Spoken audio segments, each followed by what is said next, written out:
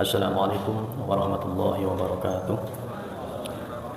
Bismillah, alhamdulillah, wassalatu wassalamu ala rasulillah Sayyidina wa maulana Muhammad bin Abdullah. Asyhadu an la ilaha illallah wahdahu la syarika lah, wa asyhadu anna Muhammadan abduhu wa rasuluh.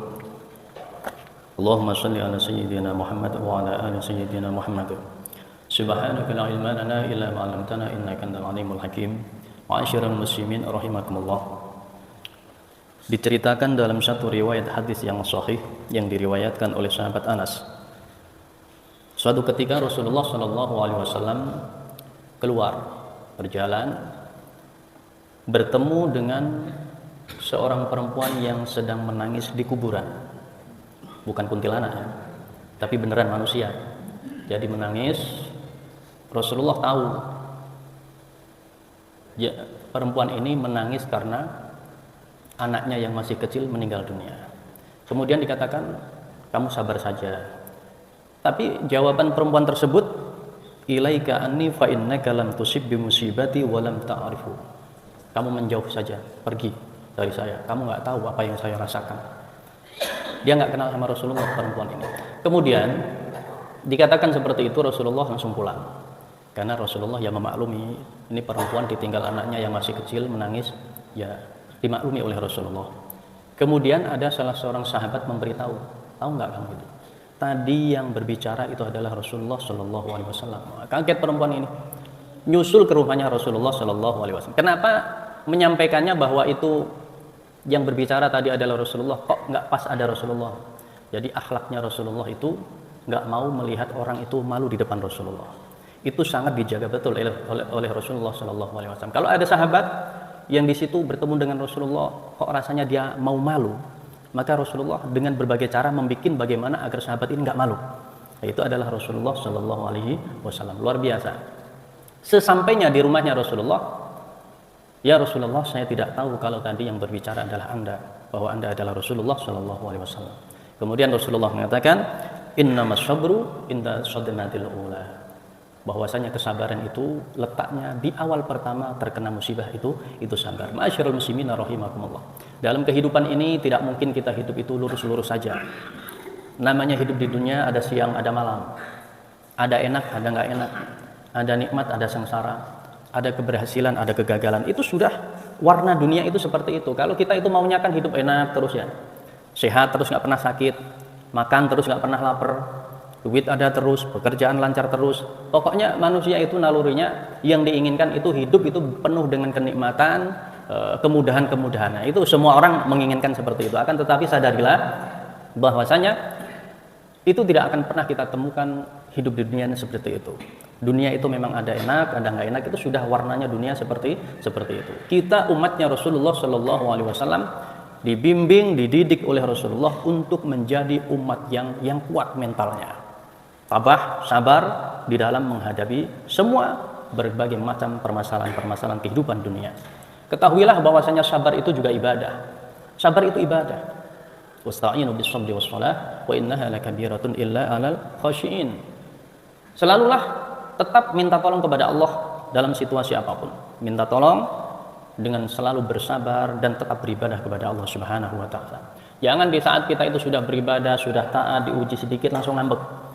Ngapain ya, saya sudah taat, sudah bagus begini, sudah menjalankan apa yang diperintahkan, masih saja ada masalah-masalah dalam kehidupan, terus berkurang ketaatannya, terus nggak mau ibadah. Nah ini orang yang nggak sabar berarti. Padahal Rasulullah perintahkan tetap sabar, karena orang sabar itu disayang Allah. Orang sabar itu akan selalu bersama dengan Allah, akan selalu dibela oleh Allah. Ma'asyiral muslimin rahimakumullah. Ma yusibul muslim min nasabin wala wasabin wala hammin wala hazanin wala adha wala ghammin hatta syauka yushakuha illa kafarallahu biha qadayahu. Tidaklah seorang muslim di situ mendapatkan musibah, kesusahan, sakit dan lain sebagainya, kemudian dia bersabar sampai musibah itu sekecil kita tertusuk duri, mau ngupas salak tiba-tiba kena tajamnya salak, itu hanya sekecil itu. Kalau kita terima dengan ikhlas, itu menghapuskan dosa-dosa kita. Jalan pelan-pelan tiba-tiba kesandung batu, itu kalau kita terima dengan ikhlas, bisa bersabar, itu menghapuskan dosa-dosa yang pernah kita lakukan. Jadi semuanya itu akan bisa jadi ibadah. Ada kalanya seseorang itu nggak bisa sholat banyak-banyak, nggak bisa baca Quran banyak-banyak, akan tetapi dia mampu bersabar di dalam menjalani kehidupan ini. Nah, itu juga dia akan mulia di sisi Allah Subhanahu wa taala. Masyarul muslimin rahimakumullah. Umatnya Rasulullah jangan cengeng. Umatnya Rasulullah harus kuat, harus tabah. Jangan di saat kita diberikan ujian sedikit saja sudah putus asa, putus harapan. Seakan-akan dunia ini mau kiamat. Jangan. Bahkan sebagian ada yang bunuh diri. Naudzubillah summa naudzubillah. Rasulullah sallallahu alaihi wasallam mengatakan la yatamanna yanna ahadukum al-mauta liyudrin asabahu. Janganlah kalian itu benar-benar mengharap kematian, minta mati gara-gara mendapatkan musibah. Jangan. Fa in kana la butafa'ilan falyakul Allahumma ahyini ma kanatil hayatu khairan li. Kalau memang sudah mentok, berat itu urusan, sakit yang enggak sembuh-sembuh, falyakul, maka ucapkan, ya Allah, hidupkanlah saya, panjangkan umur saya kalau memang kehidupan itu baik buat saya. Wa tawaffani idza kanatil wafatu khairan li, dan wafatkan saya kalau memang kematian itu baik untuk saya. Itu doanya. Jangan di saat kita mendapatkan musibah, ujian, terus putus asa, naudzubillah, bunuh diri. Nah, ini bukan umatnya Rasulullah Shallallahu Alaihi Wasallam. Akan tetapi umatnya Rasulullah, mereka punya iman, mereka dididik oleh Rasulullah untuk menjadi umat yang kuat, yang tabah, yang sabar. Alhamdulillah. Survei mengatakan bahwa banyaknya orang bunuh diri itu bukan di negara Islam, bukan. Tapi negara-negara kafir itu tinggi tingkat orang mengakhiri hidupnya dengan cara membunuh dirinya. Itu sudah hasil survei. Ma'asyiral muslimin rahimakumullah. Kemudian pernah suatu ketika Rasulullah ini didatangi oleh sahabat. Sahabat ini ternyata habis disiksa oleh orang-orang kafir musyrik.